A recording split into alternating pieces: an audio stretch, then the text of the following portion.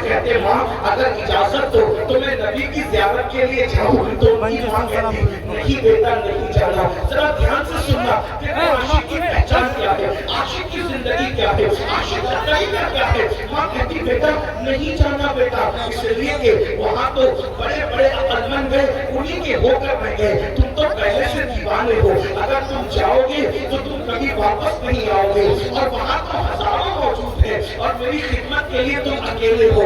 اگر تم چلے جاؤ گے تو ماں کی خدمت کون کرے گا, نابینا ماں کی خدمت کون کرے گا, پوری ماں کی خدمت کون کرے گا. مسلمانوں ذرا غور کرو, میرے جوانوں ذرا غور کرو, نبی کا دیدار ایک طرف ہے اور ماں کی خدمت ایک طرف ہے. ماں کی خدمت کی خاطر نبی کے دیدار کے لیے نہیں جا رہے ہیں. اور آج کل کے عاشق رسول اللہ کیا حال ہے, اگر ماں کہتے تیری پسند کی شادی مت کر تو وہ ماں کو گالیاں دیتے ہیں, باپ سے لڑائی جھگڑا کرتے ہیں. اللہ اکبر. مسلمانوں جس راستے میں تم جا رہے ہو وہ عشق مصطفیٰ کا راستہ نہیں ہے, وہ زبانی دعووں کا راستہ ہے. ارے سچے عاشق کو دیکھو, حضور کے دیدار کے لیے ماں کے منع کرنے پر رک گئے. اللہ اکبر. اور ایک زیارت کے لیے نہیں گئے. اور ویسے کرنے کا حال کیا تھا, جتنا کماتے تھے سب ماں پہ خرچ کرتے تھے, جتنا کماتے. آج عشق رسول کا دعویٰ کرنے والے چھوٹے ماں باپ کو درساتے ہیں اور جلسوں میں نوٹ اڑائیں گے, عرصوں میں نوٹ اڑائیں گے. میں منع نہیں کر رہا ہوں جلسے میں نظر دینے کے لیے اور عرصوں میں نظر دینے کے لیے, لیکن ایک بات تم سے پوچھنا چاہتا ہوں, ماں باپ کو دعویٰ کے لیے درسا کر ناکھنوں پر شاید نبی کو کیا خوب دکھاؤ گے کہ پورے ماں باپ کو ترساتے تھے.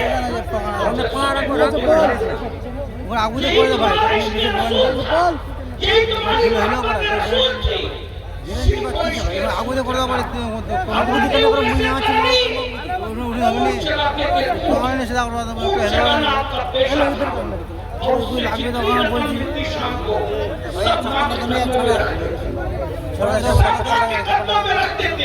اور آپ کیا کرتے, پتلیاں کھجور کی چنتے, اس کو دھلتے اور دھل کر اس کو کوٹتے اور یہ نہیں کہتا کہ آپ ایسا کریں, اگر آپ اتنا محنت نہیں کر سکتے لیکن اتنا کر سکتے کہ ماں باپ کی خدمت کریں. ماں باپ کو خوش کرنے میں نبی خوش ہوتا ہے, ماں باپ کو خوش کرنے میں خدا خوش ہوتا ہے. اللہ اکبر. لاکھ کے جلسے کریں گے لیکن اگر ماں باپ کی دوا کھانے کا بل دینے کی بات آئے تو دوا کھانے میں بھائی بھائی آپس میں لڑتے, تیری ماں نہیں ہے تو بل دے, تیرا باپ نہیں ہے تو بل دے. یہ حالات ہیں, ایسا مت کیجیے.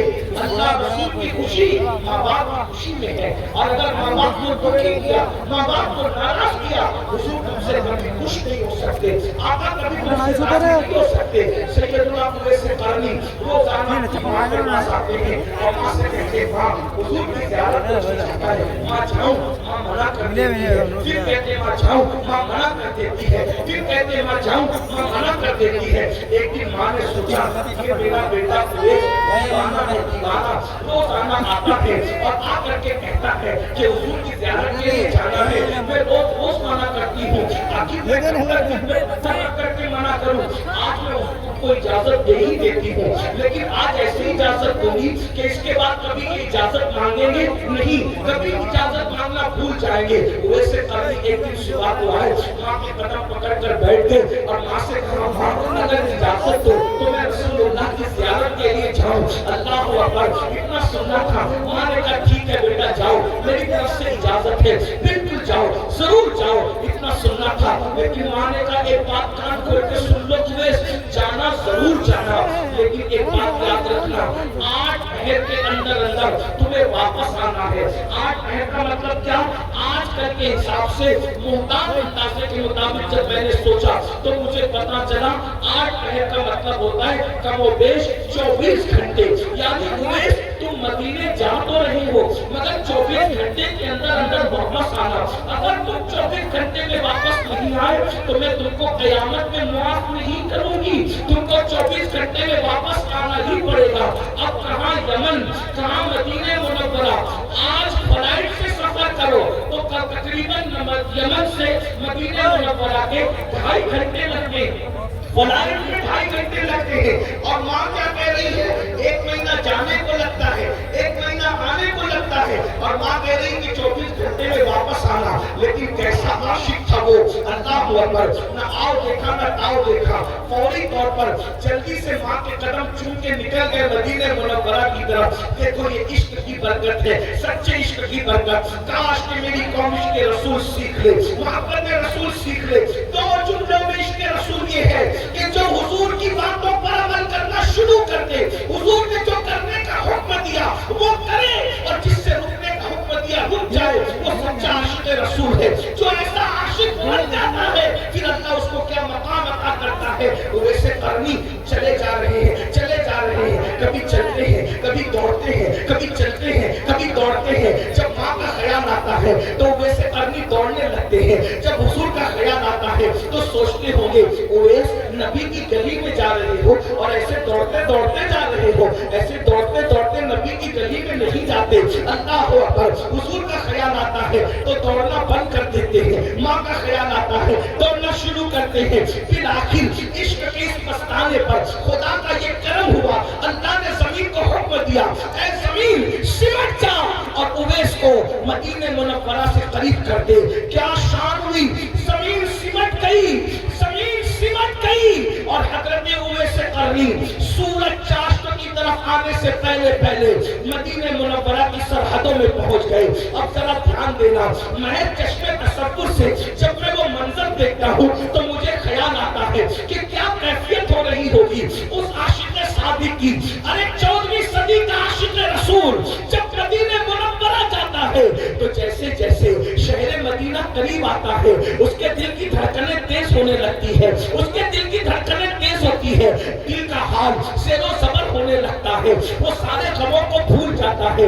اللہ آپ کو بھی جلد مدینہ منورہ دکھائے. جیسے جیسے شہر رسول قریب آتا ہے دل کہتا ہے میں تنہا نہیں ہوں، میرا کوئی ہے، میرا کوئی ماوا ہے، میرا کوئی ملجا ہے، میرا کوئی آقا ہے، میرا کوئی غمگسار ہے. اللہ اکبر. میں قتیل نہیں ہوں، میری کوئی سرپرستی کرنے والا موجود ہے، میرا کوئی وکیل موجود ہے، میرا کوئی کفیل موجود ہے. اللہ اکبر. جب دور سے مسجد کے مینار نظر آئے، عاصی کو بخشش کے آثار نظر آئے، اللہ اکبر. ذرا غور تو کریں 14ویں صدی کے عاشق کا یہ حال ہے تو اس وقت وہ عاشق صادق کا کیا حال ہوگا جسے دنیا امام عشق و محبت کہتی ہے اپنے بابا کا. اللہ اکبر. ذرا غور تو کریں. مجھے ایسا لگتا ہے چشمے تصور سے کہ جیسے اویس قرنی مدینہ منورہ کی سرحد میں پہنچے ہوں گے تو اللہ مدینہ منورہ کے پتھروں کو اٹھا کر کبھی چومتے ہیں، آنکھوں سے لگاتے ہیں اور کہتے ہوں گے پتھروں اے پتھروں، پتھروں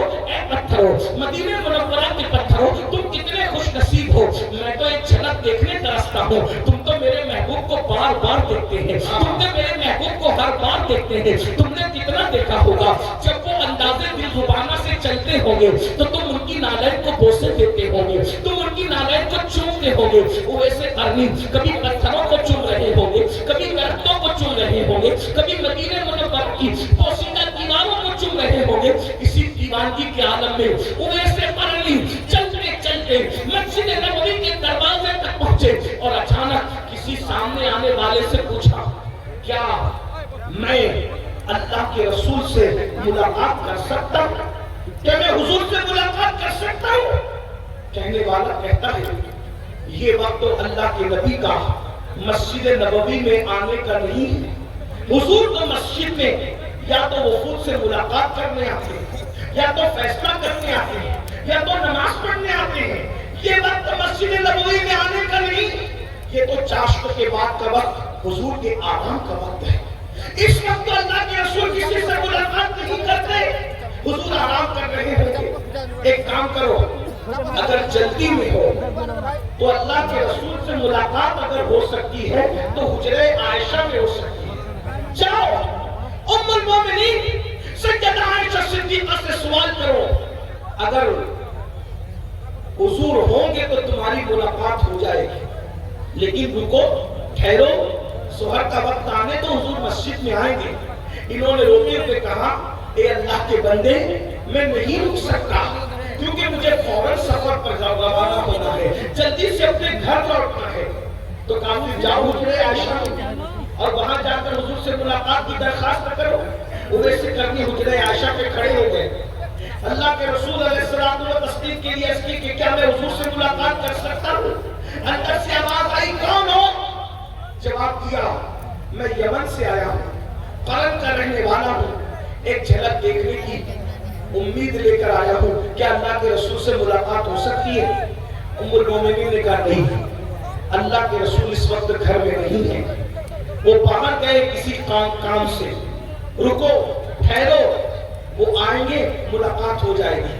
حقیقت ان کی زبان سے نکل گئی، نہیں امی جان میں رک نہیں سکتا کیونکہ مجھے 8 پہر کے اندر یمن واپس جانا ہے۔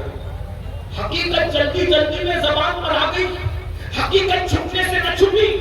ام المومنین کو کہا امی جان مجھے یمن جانا ہے 8 پہر کے اندر۔ ام المومنین نے سوچا کوئی دیوانہ تو نہیں، ارے یمن جانے کے لیے 1 مہینہ لگتا ہے، 8 پہر میں کوئی یمن کیسے پہنچ سکتا ہے؟ کہا ارے تو دیوانہ تو نہیں، 8 پہر میں کوئی یمن کیسے پہنچ سکتا ہے؟ کہا تیرا نام کیا ہے؟ تو کہا میرا نام میرے محبوب جانتے ہیں۔